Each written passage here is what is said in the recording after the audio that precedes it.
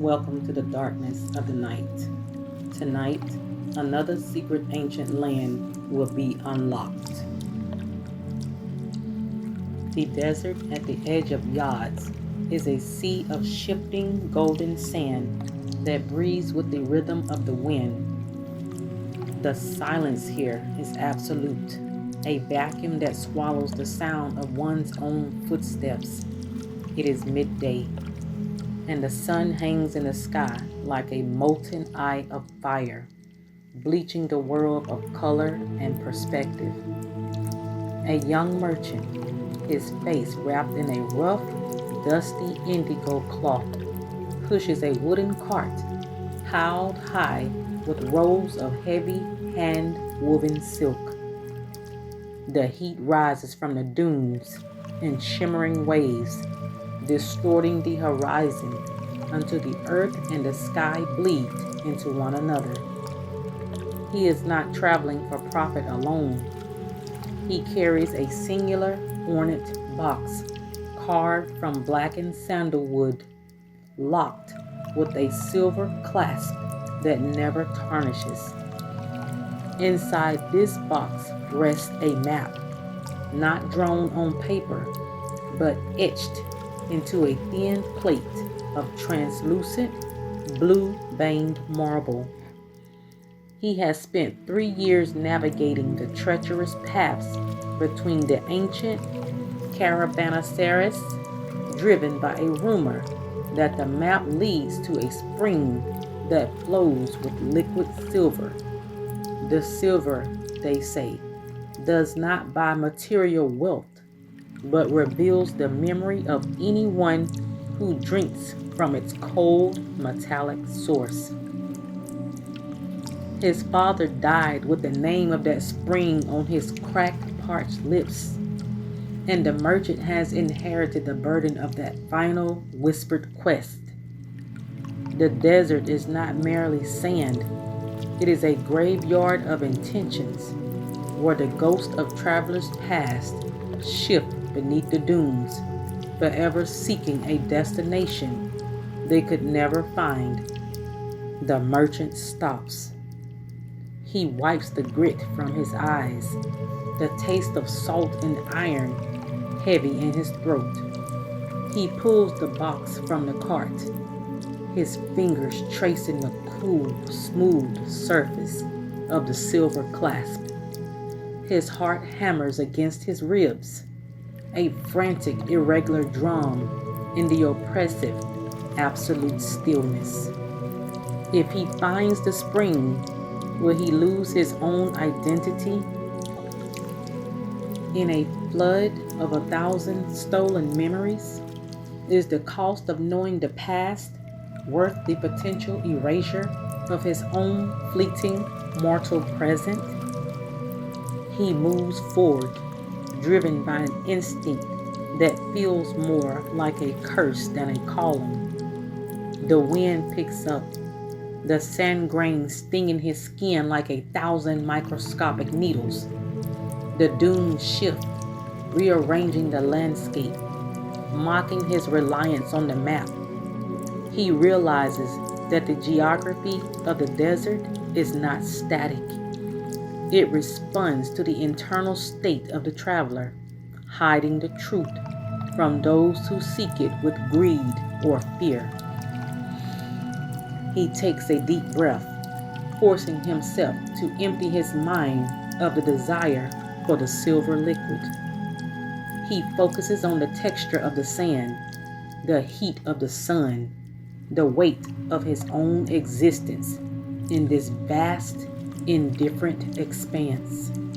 Slowly, the shimmering heat begins to coalesce into a shape. A stone archway, buried partially in the dune, appears before him. It is covered in ancient, indecipherable script that pulses with a faint, rhythmic azure light.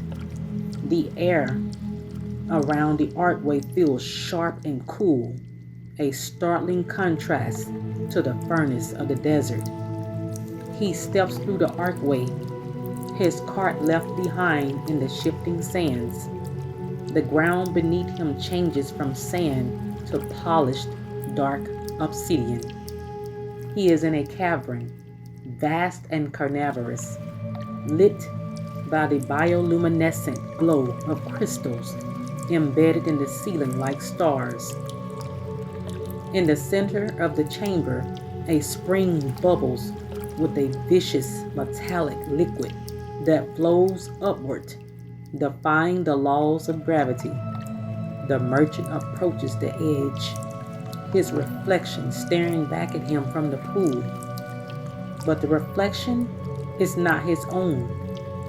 It is the face of his father, the face of his grandfather, then a face he does not recognize at all. Ancient and regal, he realizes that the spring does not just show the memories of the drinker, it merges the drinker in the collective eternal history of all who came before.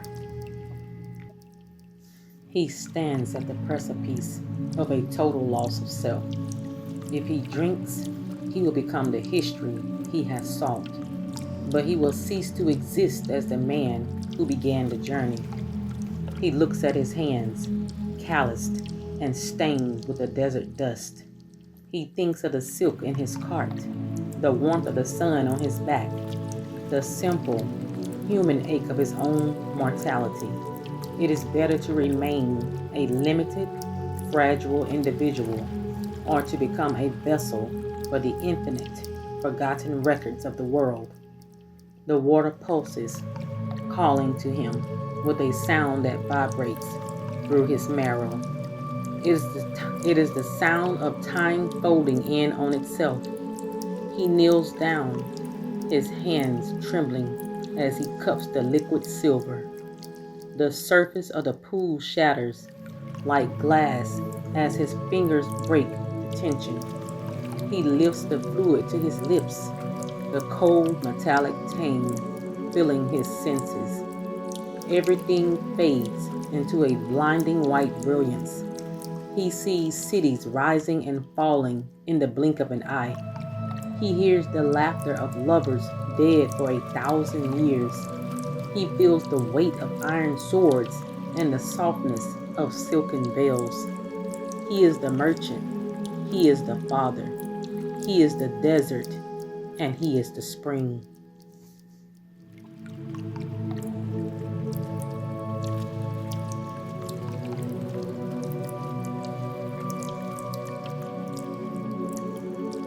When he finally opens his eyes, he is lying on the hot sand outside the archway. The archway is gone, buried once more beneath the shifting golden dunes. The box in his hand is empty, the silver clasp broken and dull. He stands up, his movements fluid and strange, as if his body is remembering skills he never learned. He begins to walk backward. He begins to walk back toward Yazd, but his gaze is not on the horizon.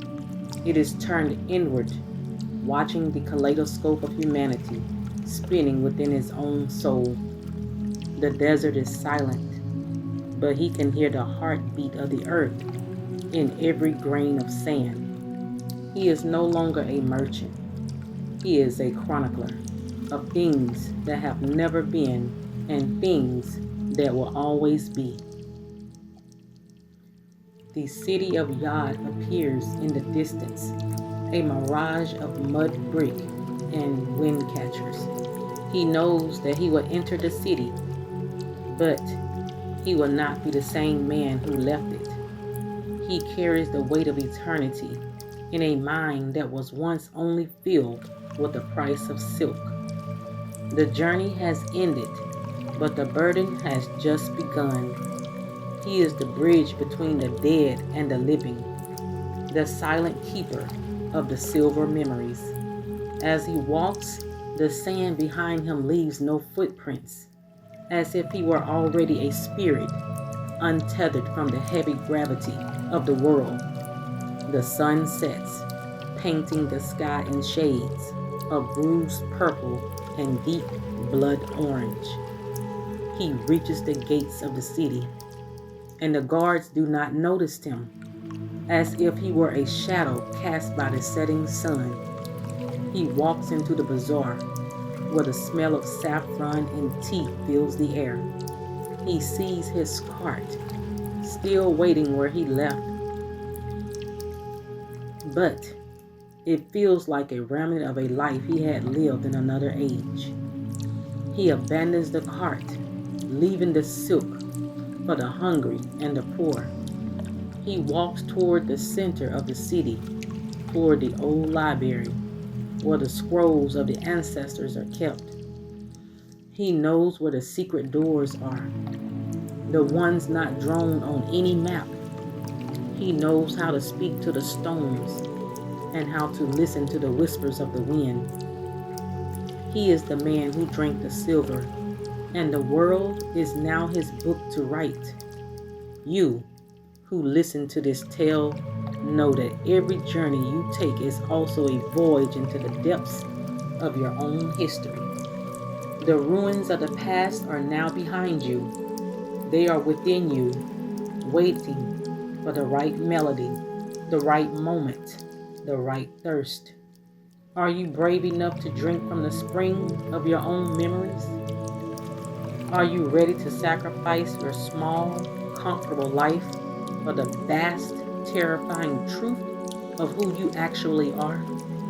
The merchant finds his place in the shadows of the library, a guardian of the silver light. The story continues, woven into the very fabric of the city, told in the rustle of silk and the shift of the sands. Listen, and you will hear it. Look, and you will see it. This is the end, and this is the beginning. Until our next journey, farewell.